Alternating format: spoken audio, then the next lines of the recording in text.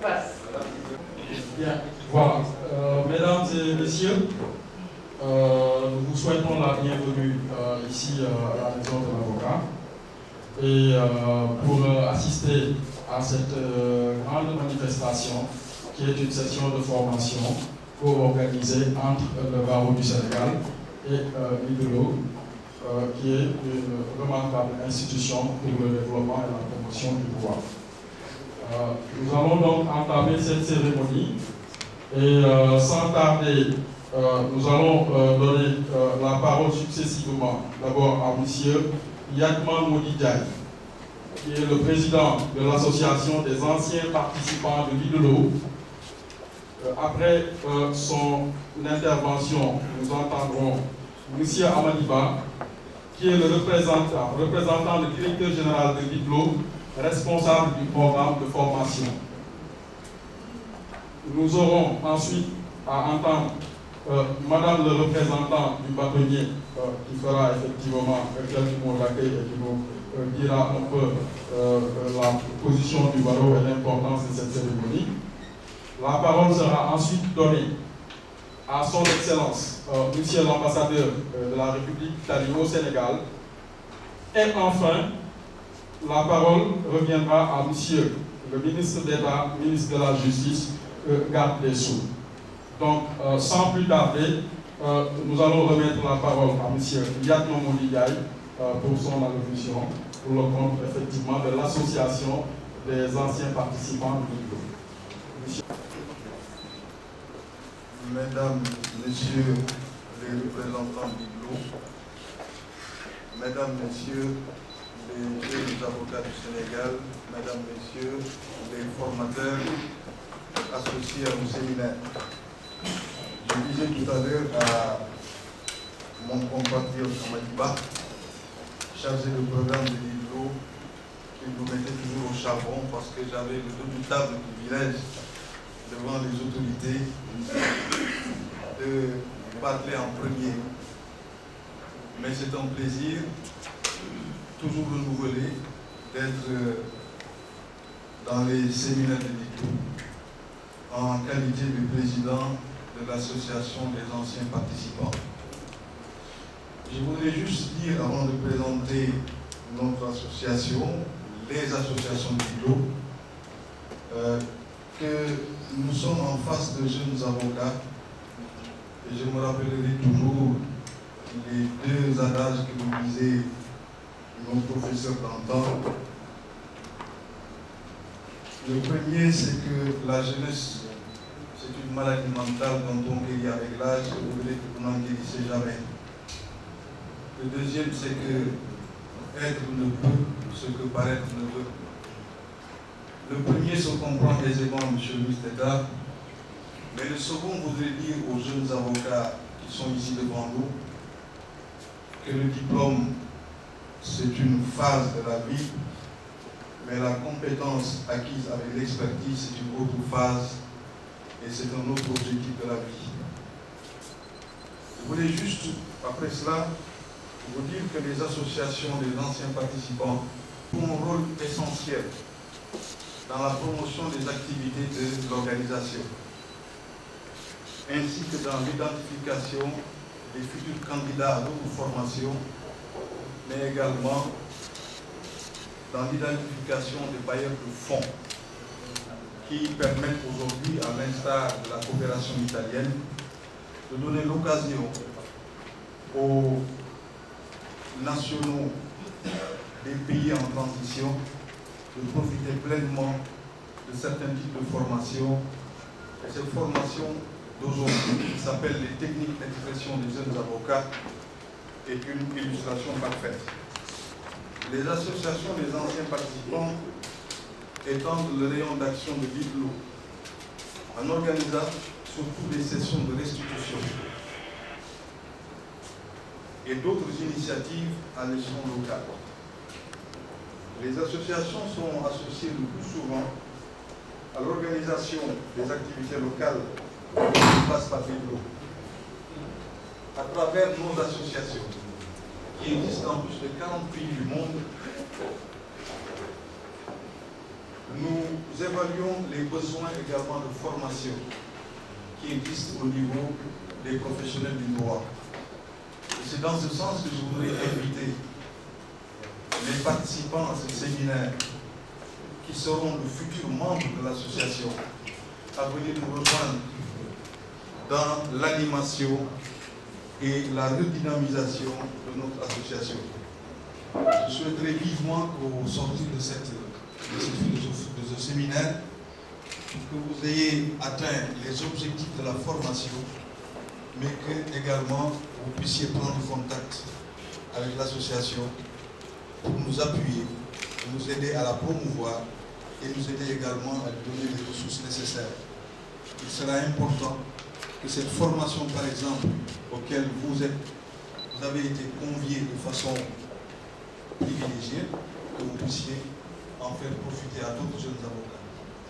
Voilà, Monsieur le ministre d'État, Excellence, ce que je voudrais dire et inviter tout le monde à participer de façon dynamique à la formation auquel personnellement je suis convié mercredi prochain à vous donner une intervention sur la communication et l'expression orale. Merci encore à tout le monde et bienvenue pour tout le monde. Merci. Monsieur Yann Mamounidaï, je rappelle que vous êtes le président de l'association des anciens participants de l'IGLO. Maintenant, nous allons donner la parole à M. Amadiba, qui est le représentant du directeur général de l'IGLO, responsable du programme de formation. Avant de lui remettre la parole, je voudrais saluer au passage la présence de M. Souleymane Denegay, qui est un de nos éminents confrères et qui est là également pour le compte effectivement du gouvernement. Monsieur Souleymane Denegay, nous vous souhaitons la bienvenue. Voilà. Pour la justice, Monsieur le ministre d'État, ministre de la fonction publique, Madame la représentante du bâtonnier de l'Ordre des avocats, Excellence, Monsieur l'ambassadeur, Mesdames, Messieurs les chefs de cour, chers collègues, Mesdames, Messieurs les avocats, chers participants et chers invités. Permettez-moi tout d'abord de remercier M. le garde des Sceaux pour sa présence à nos côtés et également le ministre d'État que j'ai rencontré au salon le samedi, qui me demande en tant qu'avocat pour justement marquer son appui à ce programme.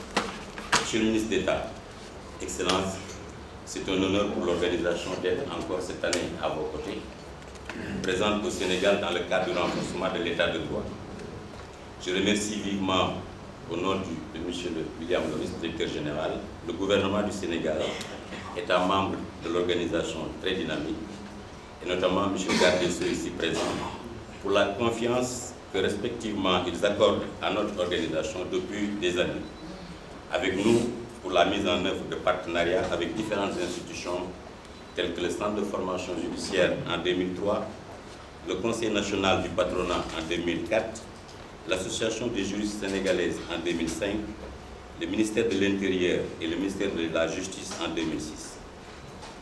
La confiance du gouvernement a d'ailleurs été ultérieurement marquée en 2006 par la contribution annuelle décidée par le chef de l'État d'appuyer notre organisation par une contribution volontaire de 150 000 $ par an. Les programmes d'envergure n'auraient pas pu avoir lieu sans le soutien financier du ministère italien des Affaires étrangères et du ministère français des Affaires étrangères. Aujourd'hui encore, je tiens à exprimer toute ma reconnaissance à l'ambassade d'Italie qui cette année encore a choisi de soutenir le partenariat entre l'OIDD et le Sénégal au service de la justice, cette fois par le biais du barreau. Et je sais gré à son excellence qui nous oblige de sa présence aujourd'hui. Le programme requis par le barreau est en effet une action majeure au sein de notre organisation. Il survient juste après des années de travail en commun. En effet, en application de la conception globale, intégrée et coordonnée des actions menées par notre organisation, l'IGLO n'a jamais manqué de faire participer les représentants de la profession des avocats dans tous nos programmes, tant sur le plan international qu'au niveau local, par des sessions transversales avec les magistrats. La profession d'avocat se situant au cœur de la justice. La requête du barreau, soumise l'an dernier à notre direction pour la mise en œuvre d'un programme de formation spécifique pour jeunes avocats, a représenté à nos yeux un signal fort de satisfaction de l'ordre du travail accompli par notre organisation sénégalaise. Cette année, c'est le barreau qui devient partenaire privilégié. Le programme mis en œuvre aujourd'hui s'adresse tout particulièrement aux jeunes avocats et vise à leur apporter des éléments complémentaires à la formation dont ils bénéficient. Le programme est composé de 3 sessions de 5 jours. Aujourd'hui, nous abordons les aspects pratiques du métier d'avocat, dont la parfaite maîtrise requiert parfois des années d'expérience. Le séminaire dont nous inaugurons aujourd'hui l'ouverture abordera les techniques de base et de gestion tout en mettant en exergue la responsabilité de la profession au niveau de l'éthique, de la justice, la bonne gouvernance et de la transparence. Vous savez que l'avocat aujourd'hui, compte tenu de son statut, qui joue une liberté qui n'est pas, son statut n'est pas similaire au magistrat tenu par la réserve, l'avocat est au cœur de l'action politique, au cœur de l'action économique, au cœur de l'action culturelle, sociale, soit comme acteur, soit comme conseiller des institutions, soit tout court comme défenseur. Alors nous avons pensé qu'aujourd'hui, même si l'avocat maîtrise le droit, il doit acquérir des compétences techniques indispensables à l'exercice de sa fonction classique de défense des intérêts des justiciables. Mais nous avons vu également qu'avec la globalisation, vous savez, on est dans le cadre de l'UEMOA, de la CEDEAO. Aujourd'hui, les métiers d'avocat se globalisent au même titre que toutes les professions. Nous avons estimé dans ce programme qu'il ne s'agit pas seulement de donner des skills, des capacités techniques, il s'agit également d'accompagner les jeunes à cette nouvelle fonction d'ouverture nécessaire lorsqu'ils ouvrent un cabinet. Quelles sont les erreurs à éviter?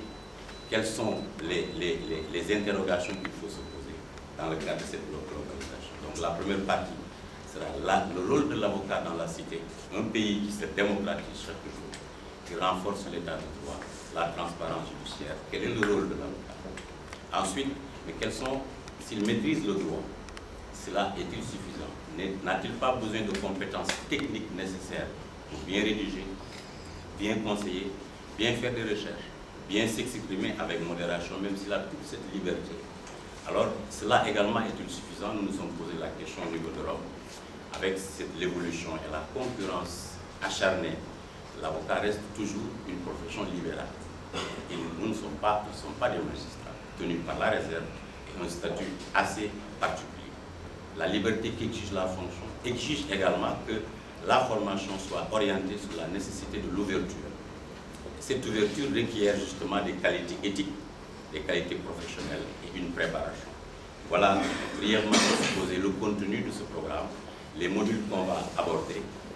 Et l'IDLO voulait remercier tous les avocats qui ont accepté d'accompagner cette formation. Et Maître James, qui est venu dans le domaine, qui est venu accompagner également cette formation. Le deuxième séminaire portera sur les modes alternatifs de règlement. La justice, le ministère a mis en œuvre un vaste programme de réforme des maisons de justice. Aujourd'hui, il y a des modes alternatifs qui viennent pas concurrencer le système judiciaire classique, mais qui constituent un complément nécessaire. Comment faire la médiation? Comment négocier un contrat pour justement diminuer et résorber les quantités et la surcharge des affaires au niveau judiciaire. Le deuxième séminaire va essayer d'accompagner la réforme de la justice dans les maisons de justice, mais également donner aux avocats cette capacité à, au dehors des prétoires, justement avoir des capacités de négociation et de médiation. Le troisième séminaire pour lequel nous sommes accordés avec le barreau, le centre de formation judiciaire, la cour d'appel et l'IDLO, c'est de s'interroger sur le temps judiciaire au mois de janvier. Nous avons suffisamment de moyens, on ne peut plus, justement, si vous faites le tour dans la sous-région, et mon département est impliqué dans tous les pays francophones. Et je vois la différence des efforts qui sont consentis pour moderniser la justice. Il y a des moyens, il y a aussi des moyens humains. Et si on met de côté les moyens humains et les moyens matériels, y a-t-il pas quelque chose que nous, en tant que professionnels, on doit améliorer, avocats et magistrats, pour gérer dans un délai raisonnable les affaires? Il y a des affaires dont la solution mûrit avec le temps, qui sont complexes, qui demandent une enquête. Mais il y a d'autres où le magistrat et l'avocat doivent être professionnels. et rendre la décision dans les délais. Alors, ce troisième séminaire mettra de côté tous les programmes relatifs à nous n'avons pas de moyens, nous ne sommes pas nombreux, mais nous interroger sur notre éthique propre à améliorer les procédures auxquelles nous tenons. Alors voilà, Monsieur le garde des Sceaux, Mesdames, Messieurs, chers invités, je tenais tout particulièrement à remercier tous ceux qui ont manifesté l'intérêt à cette session et remercier tous les collègues de mon département. Nous avons le soutien de l'Italie. Les collègues du département anglophone sont en train de mettre en œuvre des activités dans les pays anglophones avec la même contribution. Au niveau de l'Amérique latine, les collègues hispanophones sont en train de mettre en œuvre les mêmes programmes avec le soutien de l'Italie. Donc je voulais ici, au nom du directeur général, renouveler cette confiance. Je vous remercie.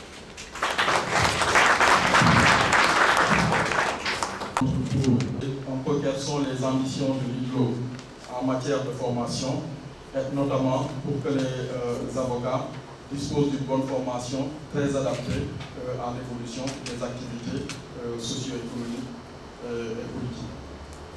Nous allons maintenant donner la parole sans tarder à Mme Borsopouy. Mme Borsopouy est le représentant du cabinet. Nous lui donnons la parole, effectivement. Merci, chers confrères.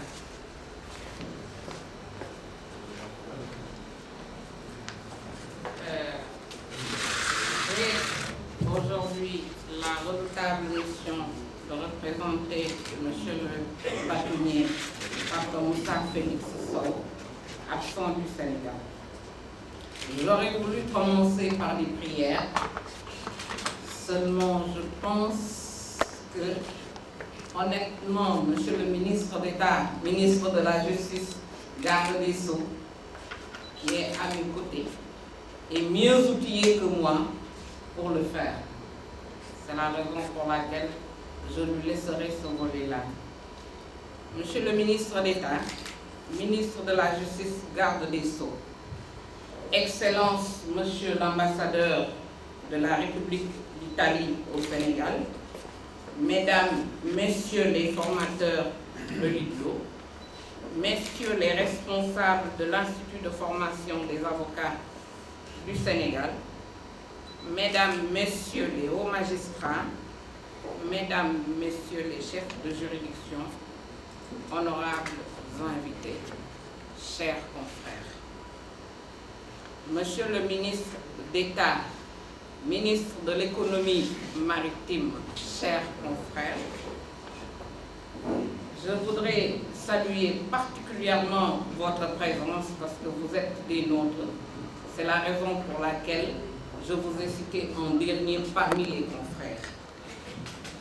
Il y a de cela presque un an, précisément en décembre 2006, pour son 21e congrès, la conférence internationale des barreaux de tradition juridique commune, dite CIB, dont le barreau du Sénégal est membre, prenant conscience de la situation des jeunes avocats, stagiaires, collaborateurs ou récemment installés, recommandait que la parole soit dorénavant donnée aux jeunes à chacune de ces manifestations, à savoir les collègues, les colloques, congrès et commissions. Durant ce même congrès, une autre résolution sur la formation des avocats a été prise, sollicitant des États la mise sur pied dans les meilleurs délais de centres de formation professionnelle des avocats, à l'image des écoles de formation des magistrats, car la justice ne peut se concevoir sans le concours d'un barreau responsable et indépendant. Cette vision progressiste de la profession a toujours été le combat de notre barreau, à travers notamment le renforcement des capacités et moyens de notre institut de formation.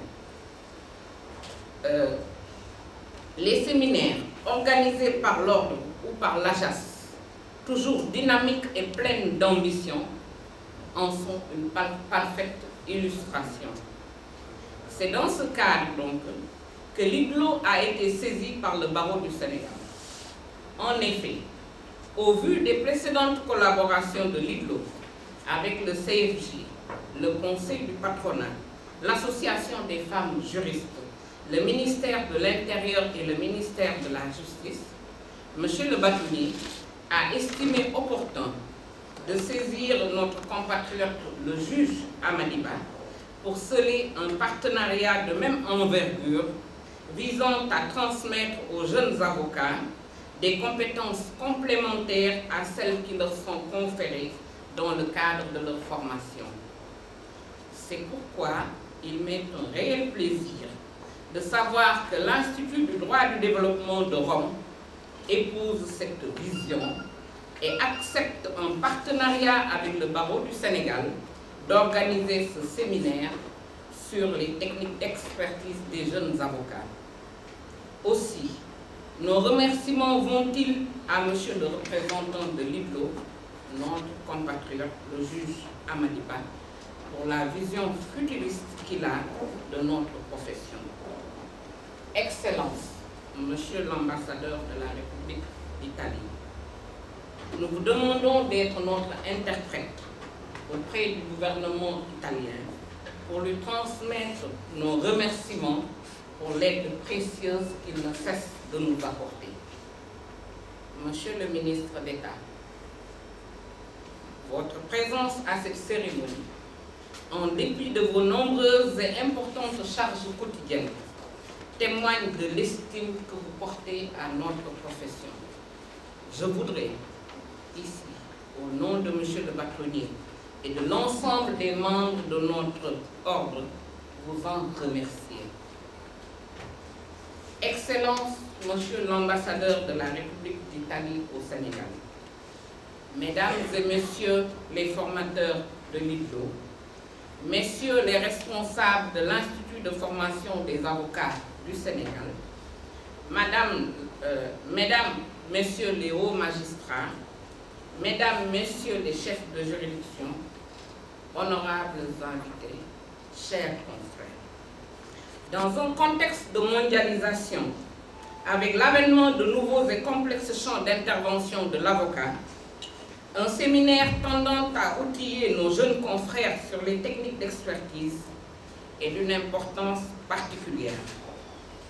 En effet, si l'avocat était traditionnellement connu comme le défenseur de la veuve et de l'orphelin, cet orateur tant adulé est aujourd'hui en plus un chef d'entreprise du droit.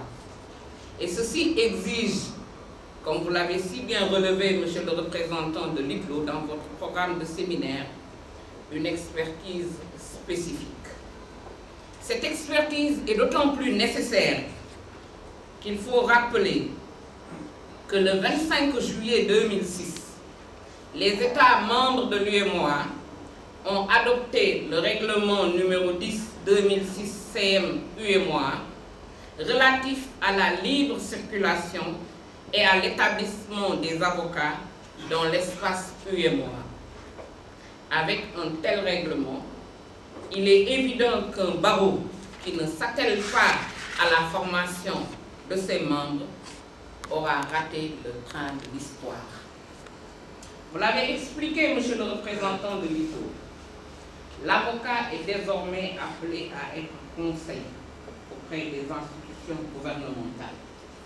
Et sur ce point-là, Monsieur le ministre d'État, nous vous prions d'être notre interprète auprès de Monsieur le Président de la République, Son Excellence Maître Abdoulaye Wade, pour l'application effective de la circulaire numéro 001 PM SGG SP du 25 janvier 2006 prise à cet effet. L'avocat se doit de se conformer continuellement car il est également conseil auprès des grandes entreprises et des multinationales.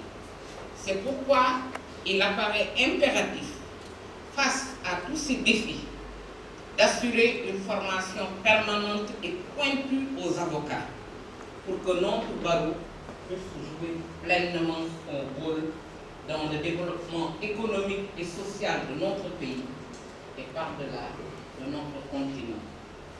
Les ateliers de ce séminaire, qui vont du rôle de l'avocat dans la cité aux techniques de base pour l'exercice de sa profession, en passant par la gestion de son cabinet, nous conforte à l'idée qu'au sortir de ce séminaire, nos jeunes confrères auront acquis les outils nécessaires à l'avocat du futur.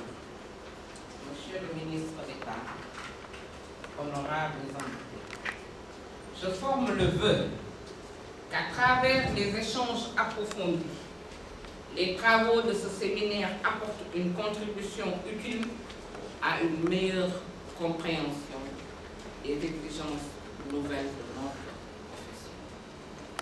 Je vous remercie de votre aimable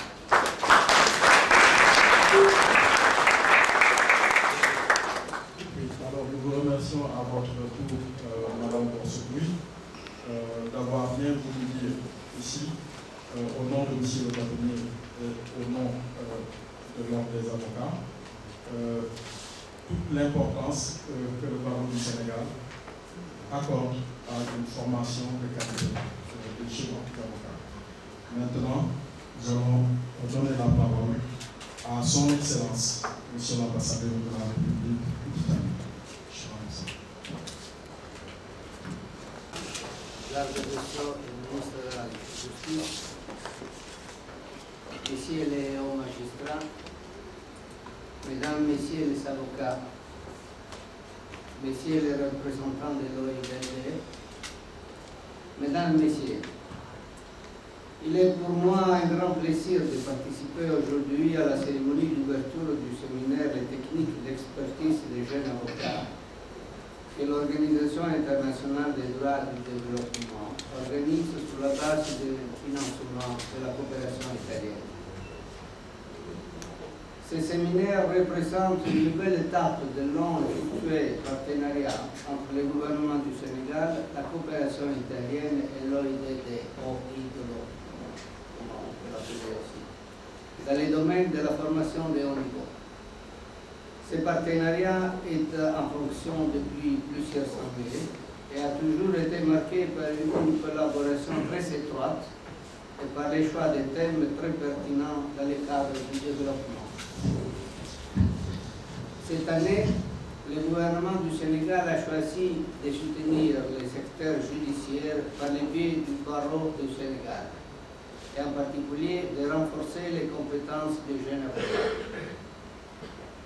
Un choix qui nous paraît cohérent et fonctionnel avec comme finalité le renforcement de l'état des droits, de la transparence judiciaire et en définitive de la protection des droits de l'homme et de l'état des droits. À travers ces séminaires, qui constituent la première des 3 sessions de formation qui se dérouleront jusqu'à janvier 2008, les compétences des jeunes avocats seront renforcées dans les domaines essentiels de la gestion et de l'administration d'une entreprise de droit. Il s'agit des compétences qui doivent accompagner les connaissances juridiques et professionnelles que chacun de vous possède et qui vont représenter un atout très important pour le succès de votre mission. Monsieur le ministre d'État, Mesdames et Messieurs, nous croyons que la formation de haut niveau représente un des principaux défis du Sénégal et de la coopération italienne. Et la coopération italienne donne une importance toute particulière à ce domaine d'intervention.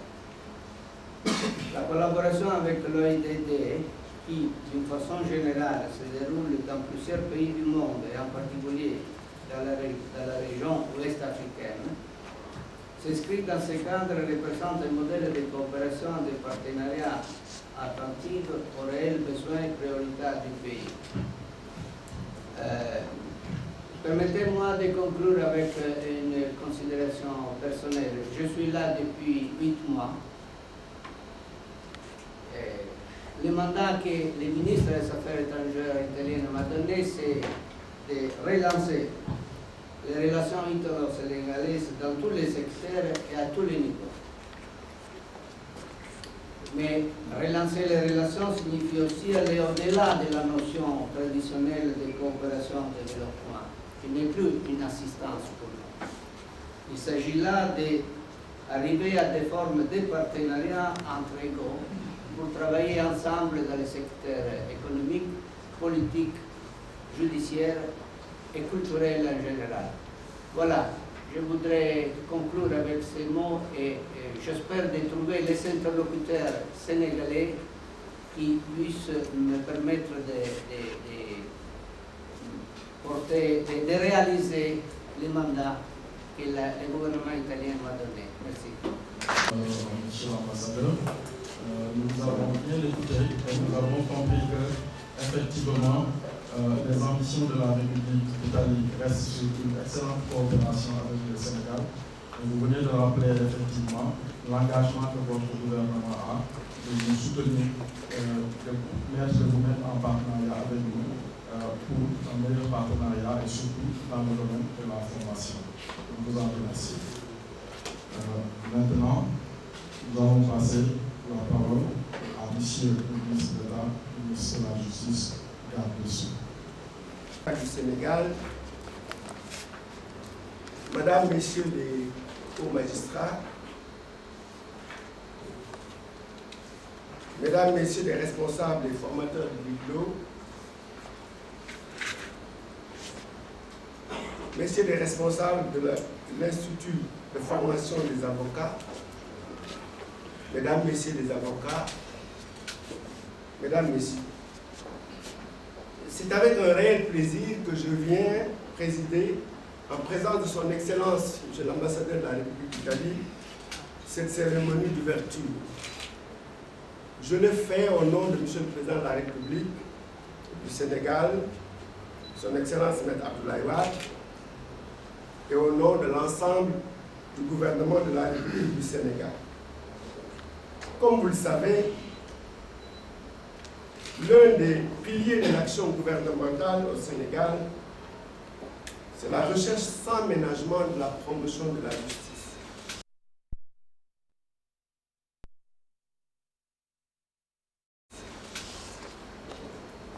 C'est ainsi que des moyens considérables sont sans cesse déployés pour la réalisation de cet objectif. La mise en place d'infrastructures de plus en plus modernes, le recrutement massif de magistrats, le développement du centre de formation judiciaire, le renforcement de ses capacités, la collaboration avocats-magistrats en matière de formation des acteurs et auxiliaires de la justice, l'encadrement de l'aide juridictionnelle, quels sont les axes les plus visibles de cet engagement du gouvernement. Ainsi, lorsqu'on s'est fixé de tels objectifs et qu'on vit au quotidien par des actions tendant à les promouvoir, on ne peut que se réjouir de l'organisation de la session de formation des jeunes avocats qui nous réunit aujourd'hui.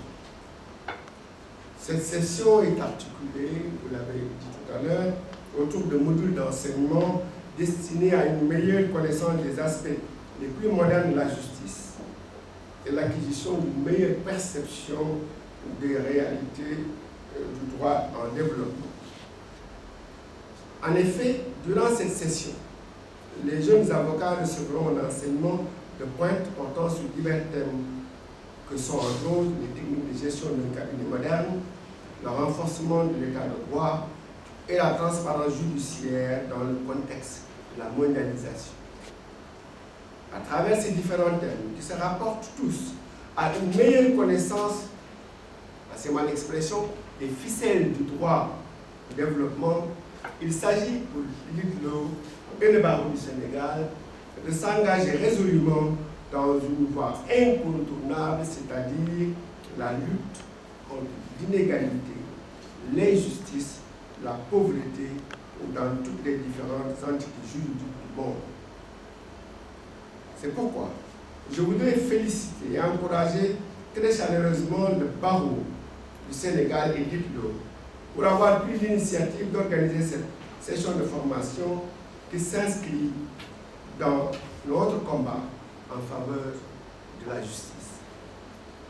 En effet, la promotion d'une justice de qualité a été de tout temps une préoccupation majeure au Sénégal et nous en avons fait une valeur constitutionnelle. Le souci d'une justice équitable, égalitaire et universelle est un principe fondamental qui a été réaffirmé avec force à travers le préambule de notre Constitution. Ainsi, nous pouvons tous garder l'espoir que nous nous sommes engagés dans la seule voie qui puisse garantir un monde meilleur à tous les segments des différentes couches sociales de notre pays et de tous les États qui le cherchent pour les mêmes satisfactions que le peuple. Et puisque l'avenir se construit dans le présent, mais sans se priver des références du passé, nous devons toujours nous rappeler que la promotion de la justice a toujours été le combat d'illustres personnages venus d'horizons divers et ayant vécu à des époques différentes. Il nous appartient de dénoncer à tout moment les dérives du système, comme le fit jadis avec courage Jean Racine, alors conseiller du roi Louis XIV, dans cette maxime célèbre, selon que vous êtes riches, pauvres, les jugements de la cour vous rendront dans le blanc. Plus proche de nous et à une époque plus récente, Amadou Hampâté-Bâ, le vieux sage, avait fait le plaidoyer pour une justice qui se donne les moyens d'être efficace. Je le cite, lorsque la justice tarde à sévir, c'est qu'elle est allée très loin chercher des bâtons verts et flexibles pour châtier les coupables. Fin de citation. L'acquisition de moyens actuels d'une justice efficace passe nécessairement par l'identification et la mise à l'écart des règles devenues inadaptées. Pour mettre en place une véritable capacité des avocats, je dirais même des acteurs de la justice, à intervenir dans différents domaines auxquels s'étend désormais notre profession, notamment la mission de conseil auprès des institutions gouvernementales, de conseil auprès des grandes entreprises, de conseil pour l'élaboration et l'application de mécanismes de règlement alternatifs de conflits commerciaux qui requièrent de plus en plus de la célérité, de l'efficacité, je dirais aussi de la compétence. C'est pour cela que les vertus de cette formation dans le cadre du droit du développement doivent être magnifiées, en ce qu'elles permettent la ramification au sein des barreaux de chaque pays, la connaissance des règles modernisées conçues pour lutter contre les mécanismes de la propagation de la justice. En effet, la lutte contre les méfaits du développement technologique et de la mondialisation ne peuvent trouver une réplique efficace que si les barreaux des différents États, remparts traditionnels du respect des droits et de la liberté, sont suffisamment outillés contre des plans souvent ourdis, dont l'objectif est de faire du droit un outil de domination. Mesdames, Messieurs, l'importance des travaux qui vont commencer dans quelques instants pose inévitablement le problème de la cohabitation entre la justice et le développement. Si bien qu'on a pu légitimement se demander s'il faut aujourd'hui rechercher le développement dans la justice ou s'il faut en revanche rechercher la justice dans le développement. En tout cas, en abordant les techniques de base et de gestion, en mettant en exergue la responsabilité de la profession au niveau de l'éthique de la justice, de la bonne gouvernance et de la transparence judiciaire, vous aurez acquis les instruments nécessaires à l'exercice de votre profession et je dirais même que vous aurez poussé d'une pointe dans la recherche des solutions appropriées.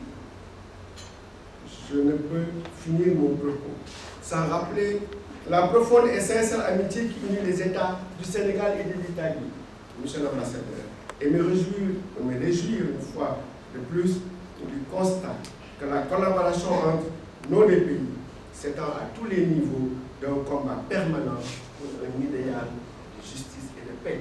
Votre message, Monsieur l'ambassadeur, je l'ai bien capté pour ce qui me concerne. Je réitère mes sincères remerciements à toutes et à tous et je déclare ouvert le séminaire sur les techniques d'expertise des jeunes avocats et je demande à Dieu de bénir votre séminaire et de bénir le pays. Je vous remercie. Supposé connaître le droit. C'est un concours très sélectif comme le concours des magistrats. On ne vient pas vous enseigner le droit commercial, le droit pénal, le droit des affaires. C'est supposé connu. Mais à partir de ce constat maintenant, comment vous passez de la transition d'un étudiant vers un professionnel qui doit conseiller un client? Il a une affaire. il est dans une situation terrible, difficile, que ce soit au pénal, au civil et commercial. Vous devez d'abord le conseiller. Donc la première technique à maîtriser, c'est la technique de conseil. Vous le représentez, vous l'assistez. Mais comment ce conseil doit être fait? Il y a toute une théorie, il y a aussi une pratique qu'il faut échanger avec les experts irrédiables que je vais vous présenter. Ensuite, vous allez examiner dans le deuxième temps ce qu'on appelle la rédaction administrative, la rédaction juridique. Nous enseignons à Londres, vous avez suivi la rédaction législative pour les parlementaires. Comment écrire une loi, comment faire un décret. Ici, ce n'est pas votre rôle, vous ne faites pas les lois. Mais vous faites énormément de rédaction. Que ce soit des conclusions qui vont devant le juge, que ce soit une consultation que vous faites pour votre client, que ce soit un rapport ou un pré-rapport dans le cadre d'une mission spécifique où vous avez répondu à un appel d'offres, parce qu'on parlera du rôle de l'avocat actuel, qui répond à des appels d'offres régionaux, internationaux. Mais comment vous devez rédiger? Qu'est-ce qu'il vous faut? Quelle technique? Parce qu'aujourd'hui, on parle de précision et de concision. Mais c'est des mots vagues. Comment vous allez le traduire dans le cadre contractuel, dans le cadre d'un rapport? Alors là aussi, Pierre Diam, avec sa compétence, qui a fait des systèmes américains francophones, qui enseigne partout, va dans une démarche interactive, susciter le débat et on va vous mettre en atelier pour qu'on puisse rédiger les clauses essentielles dans un contrat. Ensuite, nous allons voir que le troisième module porte sur la recherche. Aujourd'hui, moi, je ne suis pas avocat, je suis magistrat. Mais ce programme, avec mon équipe, on l'a écrit de A à Z. Donc, ça suppose que je me mette dans la peau d'un homme. Et pourtant, je ne suis pas. Avec mon équipe, on a fait des recherches. Et la recherche, on n'est pas allé dire à un avocat, donne-nous tel nom. On a eu des indications de nos experts. Et mon équipe s'est mise à faire des recherches. Et c'est les recherches, ce programme est le fruit d'une recherche. Ça veut dire que demain, l'avocat est confronté à une thématique. Il est consulté par le gouvernement, par une entreprise ou par un justiciable dans un domaine du droit qu'il ne connaît pas. Comment il doit faire la recherche? Tout existe. Je vous assure que vous verrez après-demain sur l'Internet, vous trouverez tout. Tous ces documents sont issus de l'Internet. Alors, comment, sur la base d'un problème juridique auquel vous êtes confronté, comment vous pouvez accéder aux bases de données de la Cour de cassation française? Dans les autres pays, il y a des clés d'entrée qui vous permettent d'avoir des documents dans la problématique, de lire, d'avancer de manière plus précise par rapport au problème juridique qui vous oppose. Ça suppose donc quoi? La maîtrise de l'informatique.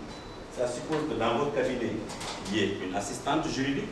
Ça suppose que si vous n'avez pas d'assistante, vous-même vous puissiez, après avoir reçu les clients, vous concentrer pour poser le problème juridique auquel vous êtes confronté en justice, dans la vie de la consultance, et aller vers le moteur de recherche pour avoir une documentation. Là aussi, c'est parmi les techniques de base, et Maître James va vous en parler. Là, nous avons fini les techniques de base. D'autres techniques existent qu'on verra lors du deuxième série. Médiation, négociation, conciliation, comment vous devez négocier. Ça, c'est le deuxième module qui va parler des modes alternatifs. Mais les techniques essentielles pour vous permettre d'être opérationnel dès votre sortie à l'école, ou pour des jeunes avocats de se lancer dans le métier sans beaucoup d'état d'âme et de difficultés, c'est la maîtrise en plus de votre droit, mais des techniques qui sont essentielles et qui sont maîtrisées. Supposons maintenant que vous ayez fini votre stage, ou que vous soyez, où vous avez des moyens de vous installer.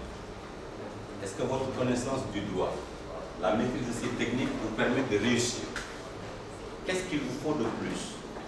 N'avez-vous pas besoin d'autres capacités, d'autres qualités de manager? Il s'agit ici de gérer un cabinet. Gérer un cabinet, c'est gérer d'abord son personnel. N'est-ce pas, même, je parle devant les doyens qui sont là. Mais gérer son cabinet, c'est gérer d'abord ses ressources, ses moyens matériels, son compte bancaire, qui est différent du compte bancaire du cabinet, du compte des clients. Comment gérer ce dossier du client, ses aspects juridiques, ses aspects financiers, mais ses aspects humains, parce qu'il a perdu son dossier. la communication que vous devez lui donner. Alors vous avez retrouvé un des modules dont Yatma va vous parler, et maintenant sur comment je dois communiquer. Communiquer à l'audience n'est pas la même chose que ouvrir un séminaire où il y a des discours. Il y a certains qui ont des problèmes, d'autres qui ne l'ont pas, qui ont le verbe facile. Est-ce que ce verbe est le même qu'on utilise quand on est devant un client désespéré? Pour ces formes de techniques, vous allez voir quelle approche théorique allez-vous utiliser pour communiquer avec un client, avec l'État, avec le privé, avec la société civile, avec votre personnel, avec vraiment tous les interlocuteurs que nous avons dans votre tête. C'est pourquoi les deux derniers jours sont consacrés à l'avocat qui est là, qui veut ouvrir un cabinet seul, ou qui veut collaborer avec un doyen, qui lui dit « j'ai confiance à votre formation, venez collaborer avec moi ». D'abord, comment vous négociez cette collaboration? En tenant compte de vos intérêts propres. Mais si vous allez dans le cabinet, mais comment vous pouvez faire de telle sorte que celui qui vous a fait confiance sente votre apport en termes d'efficacité de performance? On met de côté la collaboration, on a d'autres formes de création de société civile d'avocats. Quel contrat? Quel rôle je vais jouer? Comment on va gérer?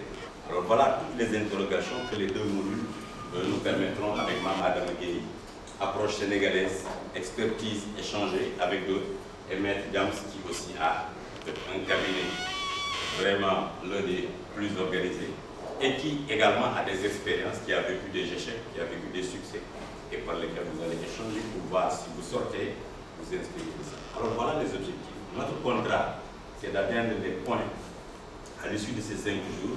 Une fiche d'évaluation va être donnée. Vous allez voir si vous avez pu appréhender votre rôle dynamique dans la société, si cette formation vous a permis de vous donner des bases, et si cette formation peut aujourd'hui vous rendre opérationnel si vous devez opter dans l'un ou l'autre catégorie de collaboration. Est-ce un cabinet seul? Est-ce une collaboration? Est-ce une société? Quelle que soit l'option que vous aurez prise, vous devez être outillé pour vous engager sans difficulté, éviter les erreurs de certains qui ont ouvert un cabinet et qui se sont vus expulsés par exemple, ou quelqu'un qui ouvre un cabinet. Tous les clients reconnaissent sa valeur intrinsèque d'avocat, compétent, mais inorganisé, qui ne rend pas compte, et finalement, il perd les clients. Alors, voilà ce que nous voulons. Et pour ça, vous avez des droits et vous avez des obligations. Vos droits, c'est quoi? Avoir un manuel où tout est vraiment, c'est pas moi qui ai écrit. J'ai écrit le contexte, les objectifs et le programme avec mes collègues. Mais tout ce qui est dans le manuel est le fruit de recherche. Vous avez un CD qui va vous être donné en plus du manuel. Et dans ce CD, vous aurez tous les documents du manuel, plus les documents annexes de l'environnement juridique international que vous pouvez lire calmement. Ensuite, vous avez un diplôme international reconnu par les Nations Unies, parce que le diplôme est dans le système, qui vous permet demain de dire, moi, je peux répondre à cet appel d'offres, ou je peux faire une collaboration internationale, parce que j'ai suivi une formation qui justifie que je puisse collaborer pour répondre à cet appel. Donc, vous avez un diplôme. Vous êtes pris en charge par la restauration, parce que la formation d'adulte veut qu'on dise tout, qu'on ne taise rien. Et comme je le dis dans certains pays, il n'y a pas de période. Il y a ce diplôme, il y a ce manuel, et surtout les avantages intellectuels. Maintenant, vos obligations, c'est pour organiser le travail. On est là à 9h, on quitte à 16h30, à 17h. Mais on peut toujours organiser. Alors, je laisse ouvert toujours la porte. Si vous voyez dans le manuel, il y a la page 8 des horaires. Notre rôle, ma collègue et moi, c'est de vous appeler à 9h, de commencer à 9h. L'adulte n'apprenant pas comme l'enfant, il faut arrêter après 1h30 de cours pour vous permettre d'aller prendre le café, de discuter entre vous et de revenir, de faire 1h30. Il y a 4 séances d'1h30 chaque. Ou, quand on commence, c'est pour commencer, quand elle doit s'arrêter. Même si l'expert n'a pas fini, il faut que l'adulte se prélasse. Et c'est ça une méthodologie qui permet de fixer. Donc vous aurez 4 séances. Peut-on l'organiser? On applique cette méthode aujourd'hui. On verra d'ici demain, comme je le fais dans certains pays, du fait que c'est des cabinets et des avocats qui sont beaucoup d'affaires. Est-ce qu'on finit un peu plus tôt? On verra avec ma collègue Flora si la majorité se dégage, comme quoi nous pouvons moduler, commencer à 8h30 ou commencer à 9h, finir à 13h, aller déjeuner pour 1h et 1h30, rattraper ces 30 minutes. Mais le volume, le diplôme se justifie quand on respecte le volume horaire académique. venir tous les jours de 9h en qualité d'administrateur civil dans l'administration sénégalaise, avant d'être admis en 1998 au stage du barreau sénégalais. Il exerce la profession in solo, donc c'est bien de voir l'expérience de M. Cissé. Son cabinet est créé depuis 2002. Il traite de toutes les affaires non contentieuses et pré-contentieuses et contentieuses. Et dans son CV, il a bien écrit sans prétendre à une quelconque spécialisation. Je m'intéresse plus particulièrement au contentieux bancaire, à l'assurance, aux successions, au marché public, au droit du travail et à la fonction publique. Il a exercé des stages dans les sociétés d'assurance. Il a véritablement une expérience permettant de voir quelle est la place de l'avocat dans la cité. Nous allons lui donner la parole tout à l'heure et vous avez son CV à la page 1 du manuel. Monsieur Pierre Diams, avec qui je fais le tour du monde, un peu en Afrique, qu'on ne présente plus à l'IDLO et qui est un des bunkers de notre formation, que je vous demande de remercier et d'applaudir. Il a fait exprès, il a beaucoup d'expérience, il nous a fait une petite demi-page sur ses expériences, mais vous voyez, c'est un CV de 4-5 pages, nous l'avons résumé, il l'a voulu comme ça. Il a les droits des affaires de l'Université de Toulouse. Il a été formé à l'Université de Howard en technique de négociation et de médiation. Je vais revenir avec lui ici. Bon, pardon, je ne pourrais pas revenir parce que j'ai un programme à Rome, mais il va avec mon collègue magistrat, Éric Legrand, qui est un de mes formateurs à Bordeaux. Dans ce programme, sauf à dire que peut-être que ce n'était pas quelque chose qui était prévu. Comment les avocats doivent faire pour soumissionner dans les appels d'offres. Parfait. Moïse Signor, je suis avocat stagiaire à l'étude de maître PEDA et associé. Bon, dans l'ensemble, je partage entièrement tous les aspects qui sont examinés dans ce séminaire-là. Mais en fait, moi, mes attentes, quand même, sont beaucoup plus au niveau du conseil et de la consultance. Moi, peut-être personnellement, quand même, je suis de ceux qui pensent que là où, en fait, l'orientation que prend notre profession, les avocats doivent beaucoup plus quand même se lancer dans la consultance, dans la solution, comme l'a dit tout à l'heure ma consoeur, comme aux appels de constitution. Donc, moi personnellement, j'attends beaucoup de ce volet-là. D'accord. Merci Moïse. Je m'appelle Joseph Tidiamjo. Je suis à ma deuxième année de stage au cabinet de Maître Boubakawal. Je pousse entièrement et j'apprécie hautement le programme que vous nous avez suivi pour toute la